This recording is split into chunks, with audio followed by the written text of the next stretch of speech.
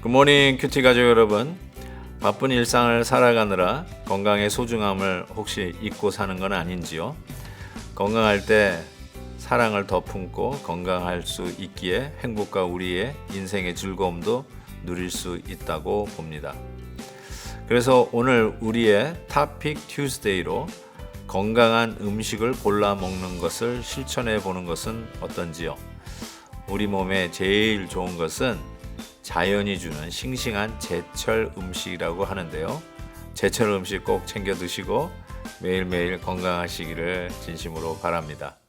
오늘 함께 묵상할 말씀은 민수기 13장 21절에서 33절입니다. 다 같이 찬송가 382장 허락하신 새 땅의 1절을 부르시겠습니다. 허락하신 새 땅에 들어가려면 마음의 준비 다하여 힘써 일하세. 여호수아 본받아 앞으로 가세. 우리 거할 자손은 주님 품일세.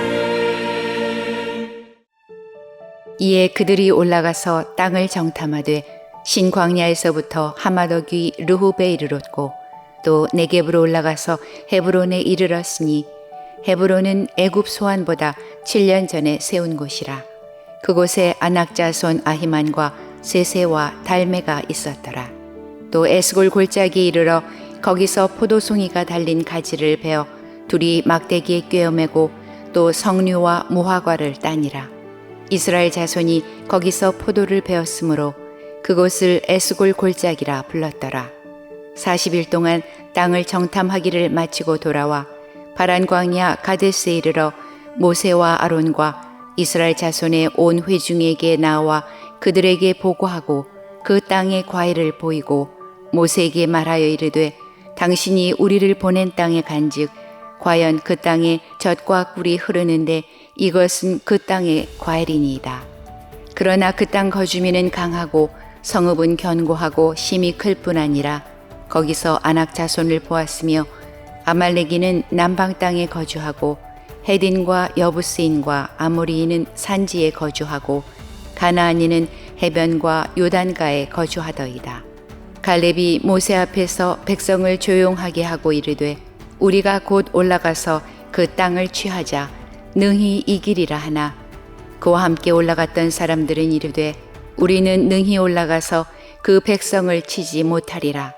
그들은 우리보다 강하니라 하고 이스라엘 자손 앞에서 그 정탐한 땅을 악평하여 이르되 우리가 두루다니며 정탐한 땅은 그 거주민을 삼키는 땅이요 거기서 본 모든 백성은 신장이 장대한 자들이며 거기서 네피림 후손인 아낙 자손의 거인들을 보았나니 우리는 스스로 보기에도 메뚜기 같으니 그들이 보기에도 그와 같았을 것이니라. 오늘 말씀은 그 12 정탐꾼이 정탐을 마친 후 보고한 내용, 어쩌면 우리에게 많이 익숙한 내용이기도 합니다. 이 정탐꾼이 이것저것 주시는 말씀 따라 살피라고 한 거에 따라 잘 살폈다고 생각합니다. 근데 그 살피는 마지막 장소가 오늘 보니까 아낙 자손이 살고 있는 헤브론이었습니다. 헤브론은 우리가 방금 불렀던 찬송가처럼 험한 산지이기도 하고 그곳에 사는 아낙 자손은 소위 거인이라고 하지요. 포도나무 열매를 운반하는데 두 사람이 어깨에 짊어지고 나를 정도로 어마어마했던 것 같습니다. 그런데 우리가 이스라엘의 우리 성경의 땅을 찾아가면 헤브론을 방문하는 경우가 있어요. 그곳이 팔레스타인 지역이라서 이렇게 큰 관광객들은 아마 제재를 받아서 못 들어갈지도 모릅니다. 개인적으로 가면은 뭐 충분히 들어갈 수 있는데요. 그곳에 여러분이 알다시피 아브라함, 이삭, 야곱의 무덤이 있습니다. 그래서 그곳에 가는 건 상당히 의미가 있거든요. 자기 조상들이 묻혀 있는 땅, 그 헤브론인 것을 보고 야, 이 땅을 우리가 반드시 차지해야 되겠다 이런 생각을 하는 것보다 오히려 그 땅에 살고 있는 가나안 원주민들을 보면서 어쩌면 너무 놀라고 어제 말씀처럼 담대해야 되는데 오히려 심장에 녹아드는 그런 모습들로 보고하는 장면이 오늘 나와 있는 것이죠. 그래서 보고 내용의 결론은 두 가지죠. 그곳에 사는 사람들이 너무 강하고 성읍이 견고하고 그리고 너무 크다. 그래서 우리는 저들에게 비교하면 메뚜기와 같다라고 하면서 33절에 거기서 네피림 후손인 아낙 자손들의 거인들을 보았나니 우리는 스스로 보기에도 메뚜기 같다. 자학하는 거죠. 이걸 겸손이라고 얘기하지 않습니다. 자학하는 거죠. 그러면서 저들이 너무 크니까 우리가 결단코 저들을 이길 수 없다라고 하는 변명이죠. 들어가지 말아야 할 변명이 생긴 거죠. 틀림없이 12정탐군 책임 있게 보고하라고 하고 이름까지 적었습니다. 이름까지 적었다고요. 지워지지 않는 이름까지 적었는데 보고 나서는 우리의 조상이 묻힌 그 땅은 당연히 우리가 올라가서 차지하자라고 하는 것이 아니라 그곳의 외부적인 환경이 너무나도 어렵고 힘드니 가지 말자라고 하는 이 부정적 보고가 올라온 것이고 거기에 반해서 여호수아와 갈렙은 우리가 가서 취하자. 30절 보니까 우리가 곧 올라가서 그 땅을 취하자. 능히 이기리라. 믿음이 있는 고백을 하죠. 저들이 작아서가 아니고 만만해서가 아니라 크다. 인정한다. 그렇지만 우리가 능히 이기리라. 하나님의 도우심으로 이길 수 있다는 믿음의 보고죠.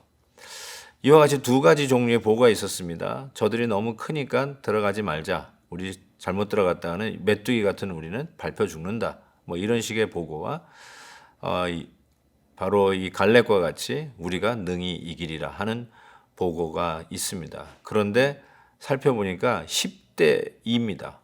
5대 5로 두 가지 의견이 갈라진 게 아니라 12명의 정탐꾼 중에 올라가자라고 했던 보고는 여호수아와 갈렙 2명이고요. 나머지 10명은 안 된다라고 했던 것입니다.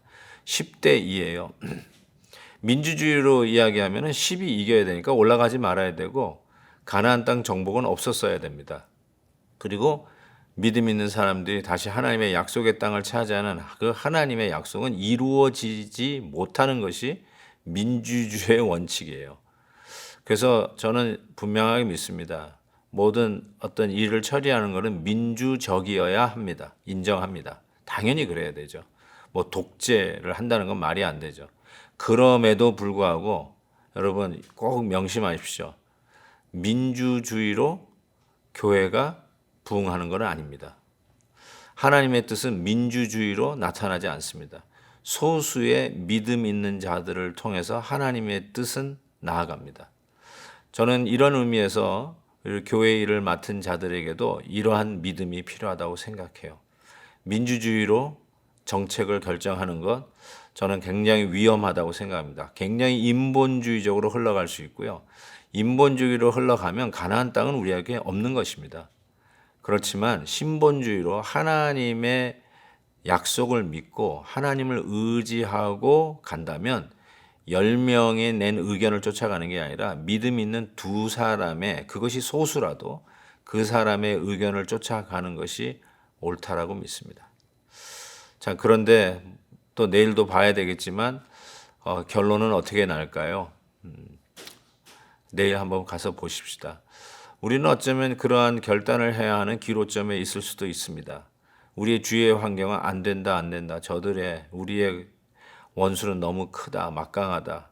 우리는 저들에게 비하면 메뚜기와 같다. 우리는 이거는 계란으로 바위치기다. 아마 그러면서 아예 시작도 안 해보고 주저앉아 있는 모습은 없는지요. 그러나 어쩌면 우리 하나님께서 이름을 적어서 저들에게 믿음이 있는지 없는지를 책임 있게 보겠다고 하셨던 그 말씀처럼 우리 믿음의 행동으로 하나님을 믿고 나아갈 보면 어떨까요? 혹시 그 일을 도전하고 계시는 건 아닌지요? 환경은 아니다 하지만 내 안에 주님은 맞다 나아가라 혹시 말씀하는 건 아닌지요? 오늘도 말씀을 깊이 묵상하면서 우리 앞에 눈에 보이는 것 때문에 의기소침해서 주저앉고 패배주의로 있는 것은 아닌지, 아니면 오늘도 일당백일당천의 믿음을 가지고 하나님의 일에 도전하기를 기다리고 계시는 것은 아닌지요. 주님의 뜻이 우리의 삶 속에 믿음 있는 자의 행동을 통해서 이루어지기를 간절히 소원합니다. 하나님 아버지, 오늘도 귀한 말씀으로 가르쳐 주심을 감사합니다. 10대 2라고 10이 옳은 것이 아니든 믿음이 옳은 것이고 믿음이 가야 하는 길이고 어렵고 힘들고 주위의 환경은 아니라고 만류를 해도 마치 사도 바울이 예루살렘을 향해서 나아갔던 것 같이 하나님, 저희도 오늘 이 말씀으로 하나님의 말씀을 의지하고 주님이 도우시는 것을 믿고 믿음으로 나아가는 저희들이 되게 해 주옵소서. 예수 그리스도의 이름으로 기도하옵나이다. 아멘. 내일도 뵙겠습니다.